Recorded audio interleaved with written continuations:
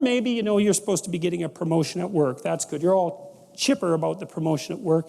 And you walk into your boss's office because he or she wants to see you. And they say, well, we've reviewed your performance over the last few years. And your performance has been somewhere between mediocre and decent. And we're downsizing and see you later. That's not a raise or a promotion, that's for sure. That's a hole that you fall into. And the question is, well, what do you make of that, right? How do you frame that? How do you take that emergent chaos and make habitable order out of it? You don't know. Is the whole capitalist system rotten to the core? I mean, that's a convenient explanation under those circumstances, that's for sure. Were you working for a psychopathic son of a bitch? Did you make the wrong choice in university, and was that your father's fault because you never did what you want, or was it your fault for not standing up to him? Or is it a dying industry, or is maybe this a wake-up call that you should go do something else that you've been waiting to do, that you've actually wanted to do your whole life, and that's why you're doing such a miserable job at your current occupation because you're bitter and resentful about the fact that you never did what you want? I mean, you don't know. It's all of those things at once. And that's very stressful because all of those things at once is too many things. And that's the reemergence of chaos. That's the flood. That's the return to the beginning of the cosmos. That's another way that it's been represented mythologically. It's that you voyage all the way back to the beginning of the cosmos when there's nothing but undifferentiated chaos. And that's what you're confronting. And maybe it's too much for you. And often it is. I mean, that can be traumatizing. It can hurt your brain. It's just too much for you to bear. But it doesn't matter. You're stuck with it. And so how do you respond to that? Well, some of it is catastrophic negative emotion. You freeze, and that's protective. And maybe you don't even want to move. You don't want to bloody well get out of bed for a week. And that's because your body is reacting as if the bedroom floor is covered with snakes, and the best thing for you to do is just not move. Just freeze. Not a pleasant situation to be in because you're hyper-aroused. Very, very physiologically demanding, and there's zero about it that's productive, except maybe the snakes won't see you. But they've already seen you, so that isn't helping very well. So you've got all this undifferentiated negative emotion, anxiety, fear, hurt, anger, guilt, shame, emotional pain, the whole plethora of catastrophes. And then maybe on the other side, lurking down there is, thank God I'm done with that job. I just bloody well hate it. I drag myself off to work every day. And there's a little part of my soul that's so goddamn happy I finally got fired that I can hardly stand it. And maybe you don't even admit that to yourself because, well, that would mean that all that time you spent at the job was just sunk cost. You're deluding yourself the whole time. It is an interesting thing to consider, though, sometimes if you're in the unpleasant circumstance of having to fire someone. Sometimes firing someone is the best thing that can happen to them, which doesn't mean that you should go out and enjoy it. Although I have met very disagreeable people who actually enjoyed firing people. I'll tell you a story about that at some point because it's quite interesting. But, sometimes if someone's just limping along in their job and doing it as miserably and wretchedly as they possibly can imagine, the best thing you can do for them is to say, you're failing at this. And that doesn't necessarily mean that you would have to be failing at absolutely everything else in the entire world. So maybe you should just accept the damn failure and go off and try something new. And I mean, that's terrifying for people, and I know they hate it and all that, but sometimes it's better than the alternative, which is just slow, torturous death. So here's a funny way of looking at it. So let's say you fall right into that hole that's underneath everything, and you've hit an anomaly that you don't understand. You say, what's that anomaly made out of? Exactly. I know that's a strange way of thinking about it, because it's not, well, you could say, we'll just go along with that. It's a metaphor. What's that anomaly made out of? Well, here's a way of thinking about it. It's made out of spirit and matter. And here's why. This is something I learned in part from Piaget. He said, well, it's made out of matter because, of course, that's the world, matter. And the world is also what matters. And so that's kind of a nice duality there. But it's made out of spirit because when you encounter something anomalous and go down the rabbit hole, when you go into the underworld that's underneath everything that you've relied on, you learn things down there. So what's down there is information. And that now, it's maybe way more information than you want, but it is information. It's information.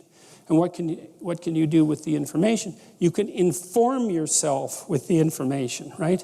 You can put yourself in formation with the information. That's helpful too. And you think, well, you're a psyche. Maybe you're not a spirit. It depends on, whether you're a materialist or not, but at least we can say that you're a psyche. The question is, what's your psyche made of? Well, it's obviously got a material substrate, but the matter happens to be arrayed in a particular order, and that's an information order. And so when you fall into the underworld that's underneath everything and you encounter that latent information, then what you can do is enhance your psyche. You can grow your spirit, because what you do is you take the new information and you incorporate it. That's like eating the apple that Adam and Eve ate. You incorporate that, and that makes more of you. And that's not a metaphorical or a metaphysical proposition. It's to say nothing other than, well, that's what happens when children learn. You think of what happens. Child's 3, has a pretty low resolution representation of the world, and is a fairly low resolution human being. Got all the constituent elements there, but isn't differentiated in any tremendous manner. That's all still to come in the future. And so what does the child do? Explore. Well, what do they explore? Things they don't understand. That's where the information is, because you already understand what you understand. There's no information there. You go where you don't understand. That's where the information is. And out of that information, you generate a higher resolution world, and you generate a higher resolution self. And so out of the combat with the underlying dragon of chaos, you generate spirit and matter. And that's what you do when you go down into the underworld. So if it doesn't kill you, or if it doesn't make you wish you were dead, which it probably will.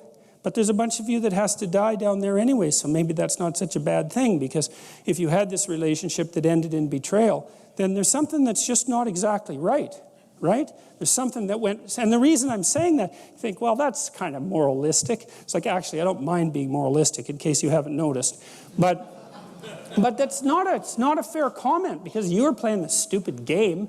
It's like, you live with someone, infidelity. That's the game, right? You've decided the rules. With the game comes a morality. The morality are the rules of the game. Well, then the thing collapses into infidelity. It's like, well, you played the game wrong, or it was the wrong game. One of those two. It's one of those two. You picked the damn game. And having picked the game, you can't all of a sudden say, well, no, those aren't the rules. It's like, yeah. If you pick the game, you pick the rules. And if you fail at complying with the rules, then you failed. Now, you could say, well, I could pick a different game. It's like, I don't care how you solve the problem. You're still stuck with the problem. It's a moral problem, fundamentally. And it might take some major league retooling to fix it. So you're at point A, trying to get to point B. That's not working out. You hit an anomaly. You're not getting to point B, that's for sure.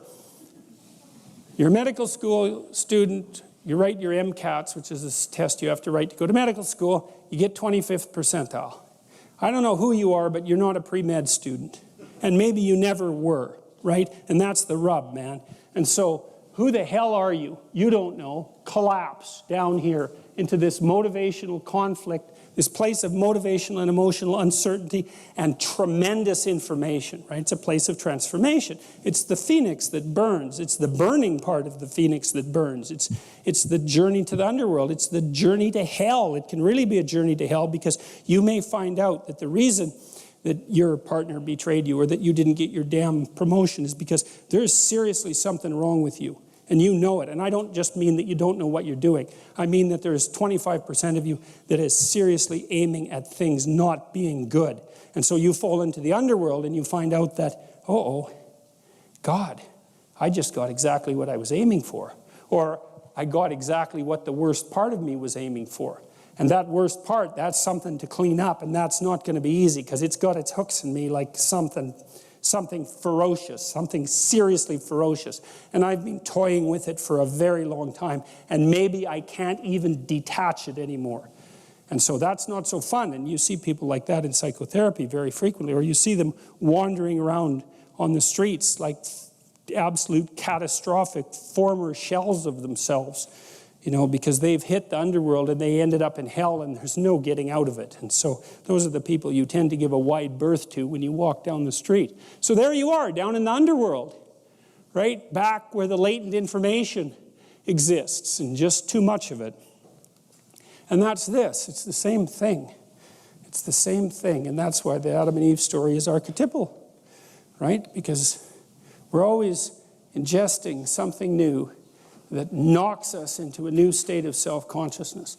And it's always a catastrophic demolition of our previous paradise. Insufficient as that paradise was, something comes along to destroy it and knocks the slats out of our life. And that's a voyage to the underworld. Out of the walled garden into chaos. And so what is all of that?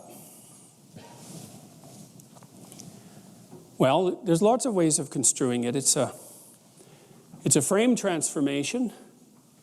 There's a walled city. It's got a hole in it, because all walled cities have holes in them, right? Because everything's imperfect, and that's where the chaos comes up. And then maybe you go out there like a hero to fight the chaos and to reestablish the frame. That's what you're supposed to do. And maybe you free some information while you're doing that. Or maybe you establish a relationship. And so that's the journey. Frame, damage, chaos, voluntary confrontation, reconstitution of the world. And that's human existence. And hopefully it's not just linear. It's stepwise, right? Is that the you that emerges as a consequence of your latest catastrophe is everything that you were before plus something more. And that actually constitutes what you might describe as measurable progress, right? And that's another argument against moral relativism, because if you can do everything that you could do before and you can do some more things, we could just define that as better. It's not a bad definition. And then we have an up. It's like what you're trying to do is to differentiate the world and differentiate yourself. And every time you undergo one of these revolutions, then hopefully both of those things happen. And then there's a moral to that story too, which is do it voluntarily, and maybe do it. Don't wait for it to happen catastrophically. Keep your eyes open. And when something goes a little bit wrong that you could fix it. Don't say, no, that doesn't matter. Maybe it does matter. Maybe it is matter. Maybe it's exactly the matter out of which you should be built. Maybe it's the matter out of which the world should be built. And if part of you is telling you it matters, what it means is that that part is telling you that there's something there that you need to engage with. That's what it means for something to matter. I really get out of a kick out of the word matter, because it's got these two weird meanings, right? There's the matter that everything is made out of, that materialists think everything is made out of, and that's just dead matter. And then there's the matter that life is made out of, which is what matters. And now and then you're moving through life and something matters. It's calling to you. And that's the unrevealed world trying to reveal itself to you. And all you have to do is allow it to reveal itself to you. And then maybe what happens is that a minor shift in shape is all that has to happen to you. You don't have to burn right down to the bloody egg and hatch out, as a newborn.